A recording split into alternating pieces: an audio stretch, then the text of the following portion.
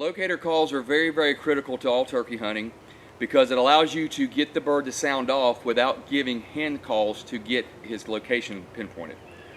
Why does that matter, you ask? Well, because when I use a locator call, an owl call, a crow call, or so forth, which I'm going to be going over the owl call today, I can move into position on that turkey and never actually hen call to him, which will not, one, alert him to another hen or another turkey's presence, and two, it won't get him to start trying to break and come to me while I'm trying to get positioned and get moved to the turkey.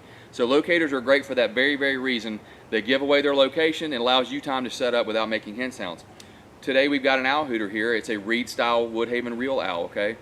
Reed style owl hooters, you're creating back pressure. If you look at the inside, it looks like a duck call almost. And to create the baritone sounds you get out of it, you use your hands to create a sound chamber and create back pressure. That's how the reed resonates and creates the beautiful sounds, the rich tones you get out of it. If you blow it straight through,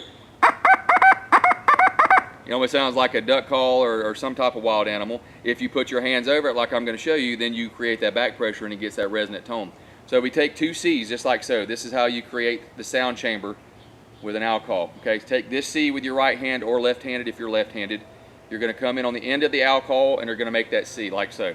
Bring the other C in like so and connect the C's with your thumbs overlapping. Boom, there is your sound chamber. Now you'll have a little opening right here. This is where you'll regulate your sound.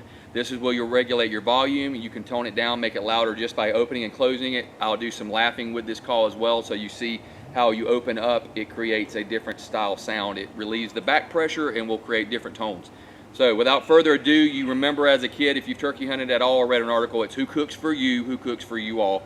Again, the two C's making the sound chamber, and play around with it as you do this. And we're going to start with the 8-note hoot for you. At the end, I'm rolling my tongue to make the roll sound.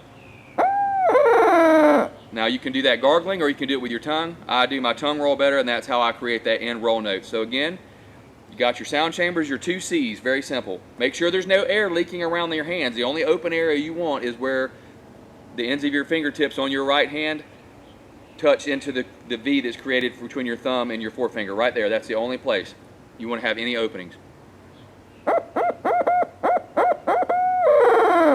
And there's the 8-note hoot.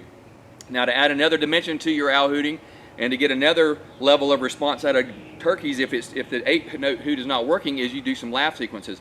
And to laugh, you go back to that sound chamber we just talked about and you just flail it open in rhythm with the laugh note.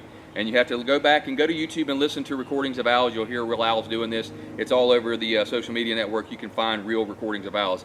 But like so, they'll laugh.